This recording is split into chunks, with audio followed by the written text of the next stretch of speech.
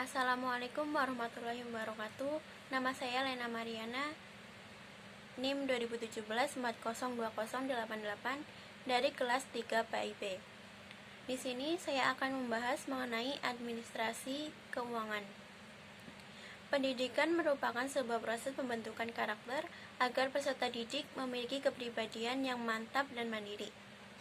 Sebuah pendidikan akan berhasil dengan baik manakala ditopang oleh tenaga pendidik yang profesional serta didukung oleh sarana dan prasarana belajar yang memadai. Untuk itu, kecukupan pendanaan atau keuangan adalah suatu keniscayaan manakala menginginkan pendidikan yang bermutu. Namun, banyaknya sumber pendanaan tidak menjadi jaminan kualitas pendidikan manakala tidak dikelola dengan baik. Untuk itu, manajemen keuangan pendidikan perlu dikelola dengan baik sehingga dengan pendanaan yang ada mampu memberdayakan masyarakat sekolah dalam mencapai tujuan pendidikan. Langsung saja mengenai manajemen keuangan pendidikan. Yang pertama akan dibahas mengenai pengertian, fungsi, dan ruang lingkup manajemen keuangan pendidikan. Kedua, sumber keuangan pendidikan.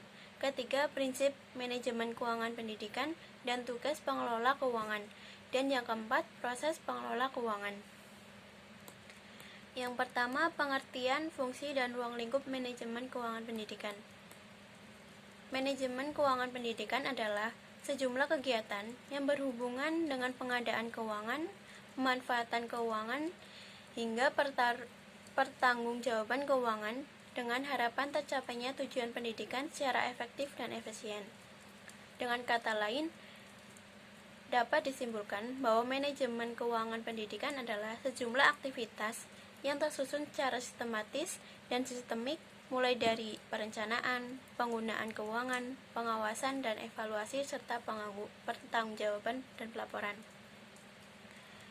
Menurut Bafadal dalam Agustinus Hermino, manajemen keuangan memiliki fungsi sebagai berikut. Yang pertama, ada perencanaan anggaran tahunan. Yang kedua, pengadaan anggaran. Yang ketiga, pendistribusian anggaran. Dan yang keempat, pelaksanaan anggaran. Yang kelima, pembukuan keuangan. Serta yang keenam, pengawasan dan pertanggungjawaban keuangan. Selanjutnya, ruang lingkup manajemen keuangan pendidikan. Manajemen keuangan pendidikan memiliki 4 ruang lingkup. Yang pertama, perencanaan anggaran. Yang kedua, pembukuan. Yang ketiga, pemeriksaan. Dan yang keempat, pertanggungjawaban. Pertama, perencanaan anggaran atau budgeting. Budgeting adalah kegiatan yang mengidentifikasi tujuan, menentukan prioritas, menjabarkan tujuan ke dalam penampilan operasional yang dapat diukur, menganalisis alternatif pencapaian tujuan dengan membuat rekomendasi alternatif pendekatan untuk mencapai sasaran. Yang kedua, pembukuan atau accounting. Ada beberapa hal yang perlu dikenalkan pada staf berkaitan dengan pembukuan keuangan sekolah, seperti buku pos, faktur, buku kas, lembar cek, jurnal, buku besar, buku kas pembayaran uang sekolah, buku kas piutang, dan neraca percobaan. Yang ketiga, pemeriksaan atau auditing adalah kegiatan yang menyangkut pertanggungjawaban penerimaan, penyimpanan, dan pembayaran atau penyerahan uang yang dilakukan oleh bendahara kepada pihak-pihak yang berwenang. Yang keempat, pertanggungjawaban. Pertanggungjawaban adalah pelaporan dibuat sebagai bentuk pertanggungjawaban keuangan kepada kalangan internal lembaga atau eksternal yang menjadi stakeholder lembaga pendidikan. Yang selanjutnya, sumber-sumber keuangan pendidikan. Yang pertama, dari pemerintah.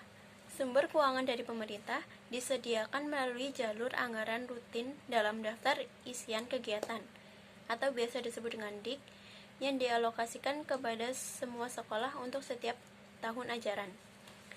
Selain DIK, pendanaan dari pemerintah juga diberikan kepada sekolah berupa dana bantuan operasional sekolah atau BOS yang diberikan secara berkala sebagai upaya pemerintah membantu pembiayaan operasional sekolah. Yang kedua, dari orang tua siswa atau wali murid. Pendanaan dari wali murid disebut dengan istilah iuran komite yang besarannya ditentukan melalui rapat komite. Yang ketiga, dari masyarakat. Pendanaan dari masyarakat yang sifatnya sukarela, baik secara pribadi maupun kelompok seperti yayasan, badan usaha milik pemerintah maupun swasta, sebagai bentuk kepedulian terhadap kegiatan pendidikan di sekolah. Yang keempat, dana dari alumni. Dana dari alumni adalah pendanaan yang diterima dari para alumni yang memiliki kepedulian terhadap peningkatan mutu lembaga pendidikan. Yang kelima, dana dari peserta kegiatan. Dana dari peserta kegiatan adalah pendanaan yang bersumberkan dari kegiatan-kegiatan yang diselenggarakan oleh pihak sekolah. Pendanaan ini bisa bersumberkan dari peserta didik, guru, maupun masyarakat, tergantung bentuk acara yang diselenggarakan. Yang keenam, dana dari kegiatan kewirausahaan sekolah. Dana dari kegiatan kewirausahaan maksudnya adalah mengembangkan usaha untuk meningkatkan keberadaan sekolah dalam aspek pembiayaan. Selanjutnya, prinsip-prinsip manajemen keuangan pendidikan. Yang pertama, transparansi, artinya keterbukaan. Transparansi dalam manajemen keuangan pendidikan berarti adanya keterbukaan dalam mengelola keuangan, mulai dari sumber-sumber keuangan, pemanfaatan, hingga pertanggungjawaban keuangan pendidikan. Yang kedua, akuntabilitas adalah kondisi seseorang yang dinilai oleh orang lain karena kualitas performansinya dalam menyelesaikan tugas untuk mencapai tujuan yang menjadi tanggung jawabnya. Akuntabilitas dalam manajemen keuangan pendidikan berarti penggunaan keuangan pendidikan dapat dipertanggungjawabkan sesuai dengan perencanaan yang telah ditentukan.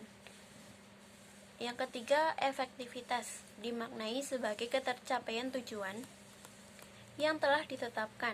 Manajemen keuangan dapat dikatakan memenuhi prinsip efektivitas manakala kegiatan yang diselenggarakan mampu mengatur keuangan untuk membiayai aktivitas dalam rangka mencapai tujuan lembaga yang telah ditetapkan dan kualitas outcomes sesuai dengan rencana yang telah ditetapkan. Yang keempat, efisiensi adalah perbandingan terbaik antara masukan input dan keluaran output, atau antara daya dan hasil. Daya yang dimaksud itu berupa pikiran, waktu, dan biaya. Pendidikan dapat dikatakan efisien manakala mampu memanfaatkan waktu, tenaga, dan biaya tertentu, mampu memberikan hasil yang sebaik-baiknya, baik secara kualitas maupun kuantitas. Selanjutnya, tugas pengelola keuangan. Yang pertama, ada otorisator. Otorisator adalah pejabat yang diberi wewenang untuk mengambil keuangan yang mengakibatkan penerimaan dan pengeluaran anggaran. Yang kedua, ada ordonator. Adalah pejabat yang berwenang melakukan pengujian dan memerintahkan pembayaran atas segala tindakan yang dilakukan berdasarkan otorisasi yang telah ditetapkan. Yang ketiga, bendaharawan. Bendaharawan ini adalah pejabat yang berwenang melakukan penerimaan, penyimpanan, dan pengeluaran uang, serta memiliki kewajiban untuk melakukan perhitungan dan pertanggungjawaban. Kepala sekolah di sini sebagai pemimpin di sekolah memiliki fungsi sebagai otorisasi dan dilimpahi fungsi ordonator untuk memerintahkan pembayaran. Kepala sekolah tidak dibenarkan melakukan fungsi bendahara karena kepala sekolah memiliki kewajiban untuk melakukan pengawasan. Adapun bendahara melaksanakan fungsi sebagai bendaharawan sekaligus dilimpahi tugas sebagai ordonator untuk melakukan pengujian hak atas pembayaran. Yang selanjutnya ada proses pengelola keuangan. Proses pengelola keuangan ini terdiri dari 5 proses. Yang pertama, perencanaan anggaran. Yang kedua, strategi mencari sumber daya sekolah. Yang ketiga, penggunaan keuangan sekolah. Yang keempat, pengawasan dan evaluasi anggaran. Yang kelima, pertanggungjawaban penggunaan keuangan sekolah. Yang pertama, perencanaan anggaran. Perencanaan anggaran dalam kegiatan perencanaan anggaran ini, pembiayaan pendidikan, kepala sekolah memiliki kewajiban untuk menggerakkan sumber-sumber pendanaan pendidikan serta menyusun rencana anggaran dan pendapatan belanja sekolah. Yang kedua, strategi mencari sumber dana sekolah. Mampu melakukan prediksi untuk menentukan target dan tujuan yang akan dicapai. Yang ketiga, penggunaan keuangan sekolah. Dana yang dihasilkan selanjutnya dibukukan dan dipergunakan untuk menunjang keberlangsungan kegiatan pembelajaran di sekolah. Yang keempat, pengawasan dan evaluasi anggaran. Sejumlah aktivitas yang tersusun secara sistematis dan sistemik diawali kegiatan memonitor, memeriksa, menilai, dan melaporkan penggunaan anggaran yang dialokasikan untuk membiayai program-program pendidikan agar anggaran-anggaran tersebut digunakan sebagaimana mestinya dan dapat dilaksanakan secara efektif dan efisien.